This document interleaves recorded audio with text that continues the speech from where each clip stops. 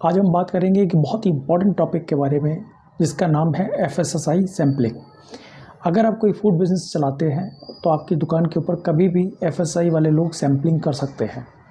तो आज हम इस वीडियो में जानेंगे कि एफएसएसआई सैम्पलिंग होती क्या है, कैसे की जाती है और एफएसएसआई सैम्पलिंग के दौरान किन किन चीज़ों का ध्यान रखा जाता है और क्या क्या काम करना चाहिए, क्या क्या काम नहीं करना चाहिए। इन सभी चीज़ों के बारे में आज हम विस्तार से बात करेंगे। तो चलिए देर ना करते हुए अपने वीडियो को शुरू करते हैं और सबसे पहले ये जानते हैं कि एफएसआई होता क्या है। देखिए, सरकार ने एक डिपार्टमेंट बनाया है जिसका नाम है एफएसएआई, जिसकी फुल फॉर्म है food safety standard authority of India. ये डिपार्टमेंट क्या करता है? ये डिपार्टमेंट ये इंश्योर करता है कि जितने भी फूड आइटम मार्केट में बिक रहे हैं वो सभी के सभी फूड आइटम ह्यूमन कंजप्शन के लिए सेफ़ हैं या नहीं हैं। इसके लिए ये लोग जगह जगह पर जाकर फूड आइटम्स की सैम्पलिंग करते हैं, इंश्योर करते हैं कि प्रोडक्शन, उसके अलावा उसकी प्रोसेसिंग, फिर उसका डिस्ट्रीब्यूशन, उसका स्टोरेज, उसकी सेल्स, हर जगह पर फूड आइटम इस तरीके का हो कि वो ह्यूमन कंजप्शन के लिए बिल्कुल सेफ़ हो। ये काम है एफएसआई का। तो इसके लिए वो लोग करते क्या है, जगह जगह पर फूड आइटम्स के सैंपल्स लेते हैं, उसको चेक करते हैं और अगर कोई food item as per standard नहीं होता तो उस पर लीगल एक्शन लिया जाता है। और ये लीगल एक्शन इस तरीके का भी हो सकता है जिसमें वो कंपनी भी बंद हो सकती है। तो अगर आप कोई फूड आइटम बेच रहे हैं और आपकी दुकान पर कोई एफएसआई का ऑफिसर अगर आपकी शॉप पर आता है सैंपल लेने के लिए, सबसे पहला काम जो आपको करना है, जो आपको ध्यान रखना है, वो ये है कि आपको उसके साथ बहुत ही पोलाइटली बात करनी है। देखिए, वो भी एक सरकारी अफसर है, वो अपना काम कर रहा है। आपको उसके साथ पोलाइटली बात करनी है और उसके साथ सैंपल देने में पूरी तरीके से कोऑपरेट कर रहा है। ये सबसे पहली रिक्वायरमेंट है जो आपको करनी चाहिए। अब आपका दूसरा काम ये है कि आपने उस एफएसआई ऑफिसर से उसकी आइडेंटिटी पूछनी है। आपने उससे ये पूछना है कि वो कौन है, कहाँ से आया है, क्या उसका नाम है, क्या उसका कॉन्टैक्ट नंबर है, किस प्रोडक्ट का वो सैंपल लेने आया है। जैसे सपोज़ मान लीजिए आप मदर डेयरी का पॉलीपैक बेच रहे हैं, वो मदर डेयरी के पॉलीपैक का सैंपल लेने आया है, तो आपने पहले फूड ऑफिसर से ये पूछना है कि वो कौन है, उसका नाम, उसका कॉन्टैक्ट नंबर, किस कहाँ से आया है वो। ये सारी पूछने के बाद आपने उस कंसर्न कंपनी यानी कि मदर डेयरी को आपने इन्फॉर्म करना है कि हमारी शॉप पर ये फूड इंस्पेक्टर हैं जो हमारे यहाँ सैंपल लेने आए हैं, ये उनका कॉन्टैक्ट नंबर है और इस पर्टिकुलर प्रोडक्ट का ये सैंपल ले रहे हैं।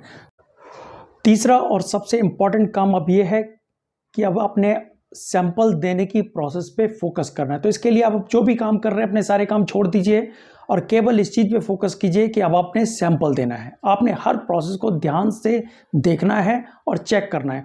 मान लीजिए आपके मदर डेयरी के पॉलीपैक मिल्क का सैंपल हो रहा है, तो सबसे पहले क्या होगा, वो आपके पॉलीपैक मिल्क आपसे लेंगे, उसको वो काटेंगे। काटने के बाद उनके पास 3 बॉटल्स होंगी जिन बॉटल के अंदर वो दूध को ट्रांसफ़र करेंगे। अब आपका काम यहाँ पर क्या है? आपका काम सबसे पहले ये है कि जो उनके पास बॉटल्स अवेलेबल हैं, पहले ये इंश्योर कर लीजिए कि वो सारी की सारी बोतलें ड्राई होनी चाहिए। कहीं ऐसा तो नहीं है उन बोतल के अंदर पहले से पानी है? अगर उन बोतल के अंदर पहले से पानी होगा तो डेफिनेटली आपका सैंपल फेल हो जाएगा। तो इसलिए पहली चीज़ आपको ये इंश्योर करनी है कि जिन बॉटल्स में वो सैंपल लिया जा रहा है वो बॉटल्स ड्राई होनी चाहिए।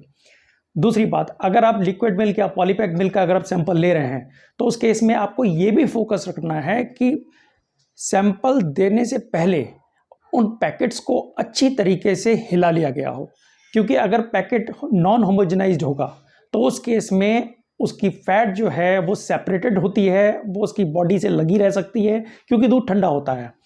जब उसको प्रॉपर तरीके से हिला लिया जाएगा तो एक तरह से हमने उसकी सारी मलाई को पूरी तरीके से दूध के अंदर मिक्स कर दिया है। उसके बाद अगर सैंपल होगा तो पूरे चांस है कि सैंपल बिल्कुल ठीक होगा। लेकिन अगर प्रॉपरली हिलाकर नहीं डाला गया है तो देयर आर सम चांसेस कि हो सकता है कि आपका सैंपल खराब हो जाए। तो इसलिए अब आपको इन सब चीज़ों पर फोकस करना है।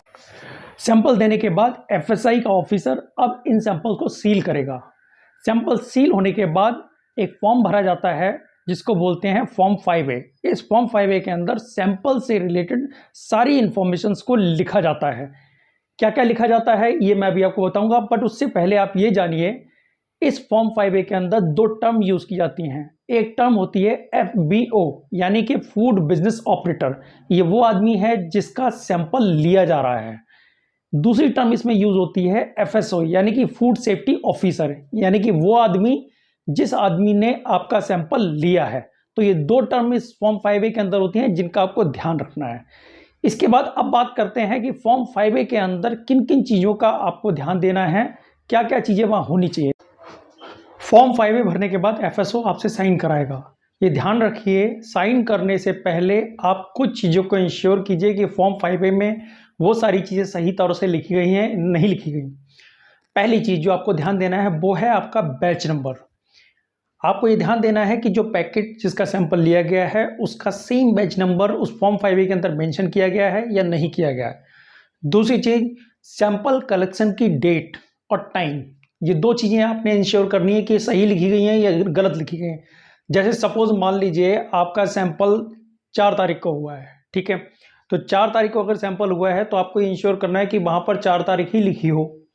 इसके अलावा आपको ये भी ध्यान देना है कि जो सैंपल की डिटेल्स लिखी हैं क्या वो करेक्ट हैं। जैसे मान लीजिए अगर आपका दूध का सैंपल हुआ है और आपका मान लेते हैं कि आपका काऊ मिल्क का सैंपल हुआ है, तो आपको ये देखना है कि वहाँ पर क्या काऊ मिल्क ही लिखा गया है, कहीं ऐसा तो नहीं है वहाँ सिर्फ दूध लिख दिया है। क्योंकि ये ध्यान रखना, अगर खाली दूध लिखा होगा तो उसका मतलब फुल क्रीम मिल्क होता है, और उस केस में अगर काऊ मिल्क का सैंपल लिया है और खाली दूध लिख दिया तो इसका मतलब वो सैंपल फेल हो जाएगा।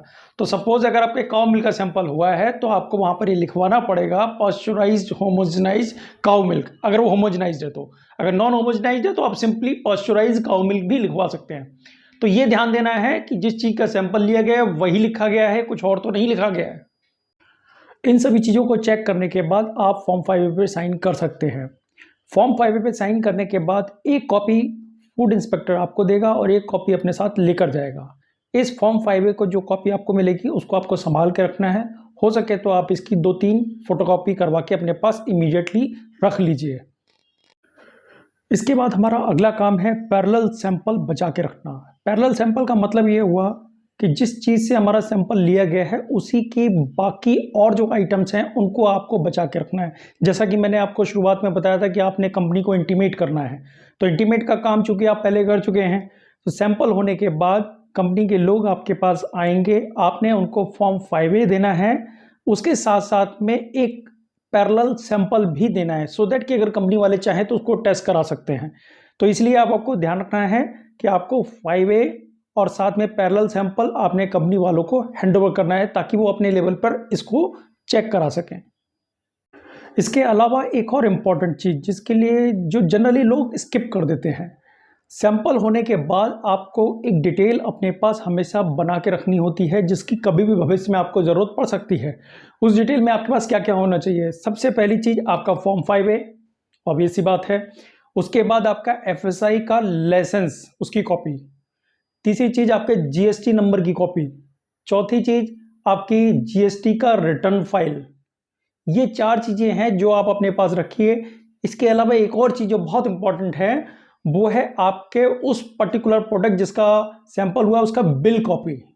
ये सारी चीज़ें आप एक बार इकट्ठी करके अपने पास एक जगह फोल्डर में सेव करके अपने पास रख लीजिए, क्योंकि आने वाले टाइम में भविष्य में कभी भी इन चीज़ों की ज़रूरत आपको पड़ सकती है।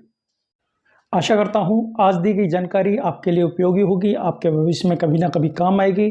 अतः मेरा आपसे निवेदन है कि इस जानकारी को सभी ज़रूरतमंद लोगों तक शेयर कीजिए ताकि और लोग भी इस जानकारी का आनंद उठा पाएँ। Thank you.